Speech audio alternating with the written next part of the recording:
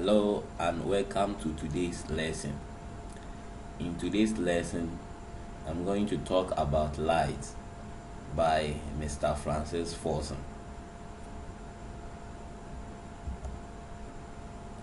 Learning outcomes. After this topic, the student should be able to state and explain the various sources of light and the transmission of light.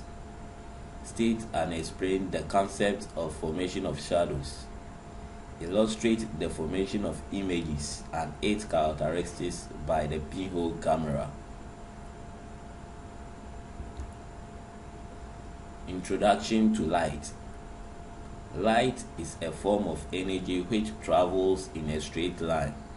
It is energy that makes possible for vision.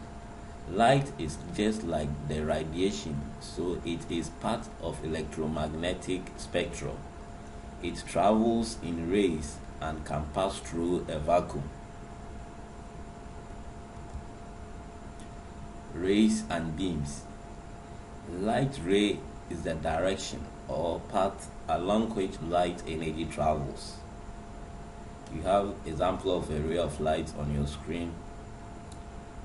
Light beam, a set of light rays traveling together. There are three types of beam, namely parallel beam, convergent beam, and divergent beam. Types of beam. Parallel beam, rays which do not meet. Convergent beam, rays which meet at a point. Divergent beam, rays which come from a point. Sources of light. Source of light can be grouped as natural and artificial sources as shown in the table below. Natural sources of light include sun, stars, fireflies, glowing worms, deep sea fishes. Artificial sources of light also include glowing electric light bulb, burning firewood, lit kerosene lamp or lantern, touchlight, light emitting diodes, that's LEDs, television pictures. Definition of terms. Opaque material. These are the objects that do not allow light to pass through them and we cannot see through them. Example: wood, human body, cement block, etc. Incandescent bodies. These are bodies that produce light when hot. Example: twisted wire in an electric bulb heats up when the switch is on to produce light. Fluorescent bodies. These are bodies which gives off light in a relatively cold state. These bodies convert chemical energy into light at low temperatures. Example: fireflies, deep sea fish. Definition of terms continues. Transparent materials. These are objects that allow a large amount of light to pass through them and we can therefore see clearly through them. Examples are glass, clean water, and kerosene. Translucent materials. These are objects that allow a small amount of light to pass through them, but we cannot see through them. Example: colored bottles, frosted glass. Phosphorescent bodies. These are bodies which absorb energy and give off light energy at low frequency. Example: luminous paint which are used on road sign.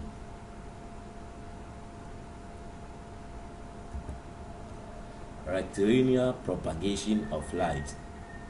This simply means that light travels in a straight line. An experiment to show that light travels in a straight line.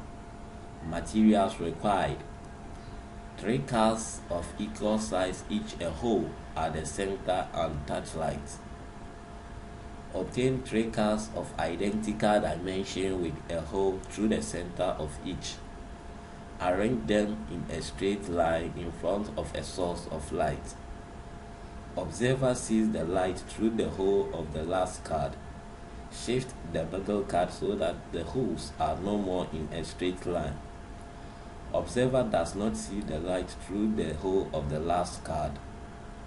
Again, this implies that light travels in a straight line. The experiment is showing on your screen to show that light travels in a straight line. You have the card, the touchlight, the hole, and the observer.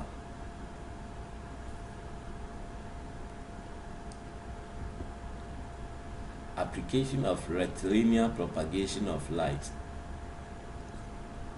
The principles of rectilinear propagation of light is applied to the operation of the following: the operation of pinhole camera, shadow formation, formation of eclipse. The pinhole camera. The pinhole camera is made from a light profile box, painted black on the inside with a small pinhole in front and a frosted glass or oiled paper at the back. An object is placed in front of the camera. An image is formed on a screen at the back of the camera.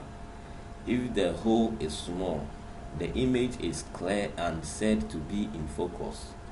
If the hole is bigger, the image is brighter but blurred.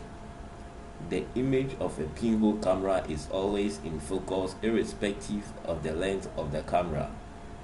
The formation of image is from the fact that light travels in a straight line. The pinhole camera, the experiment. The object, the pinhole, light touch box, screen, and the inverted image formed on the screen.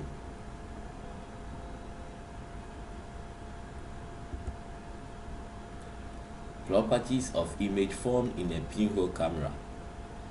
The image is diminished, thus smaller than the object. The image is inverted, turned upside down. The image is rare, can be seen on a screen. Comparison of images formed in a plane mirror and a pinhole camera. Images of plane mirror: erect, same size as object; virtual, literally inverted. Distance between mirror and object is the same as from image to mirror. Image is blurred when the surface is dusty or tarnished. Images of pinhole camera: inverted, diminished, rare, not literally inverted. Distance from the image to the pinhole is always longer. Image is blurred by increase in the size of the pinhole. Shadow formation. A shadow is the area of darkness cast on a screen when an opaque object is placed in front of a light source. The nature of the shadow cast by an object depends on the type of the light source which shines on it. A small light source, often called a point source, produces a sharp shadow which is equally dark all over. This is shown in figure 1. A large light source produces a shadow which has two regions. In the center of the shadow there is a dark region called the umbra, and there is a region of partial shadow called penumbra. This is shown in figure 2. Figure 1. Formation of image from a point source of light. The experiment. Point source of light, the opaque object, and a screen, the umbra, that's the shadow cast on the screen.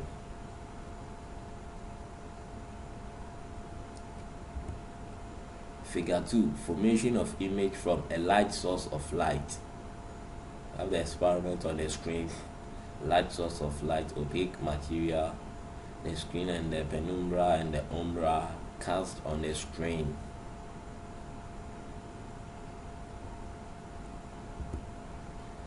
Types of shadows. Umbra. This is the central region of a shadow that is totally dark. Penumbra. This is the region of partial shade between the totally dark part of a shadow and a fully illuminated region outside. We end our lesson here. I got some questions for you to try your hands on. Questions. What is rectilinear propagation of light? Describe an experiment to show that light travels in a straight line. What are luminous objects? Give 3 examples of luminous objects and non-luminous objects. Give 3 examples of natural sources of light and 2 examples of artificial sources of light. This has brought us to the end of today's lesson. In today's lesson, we learn about light. Thank you for listening. Goodbye.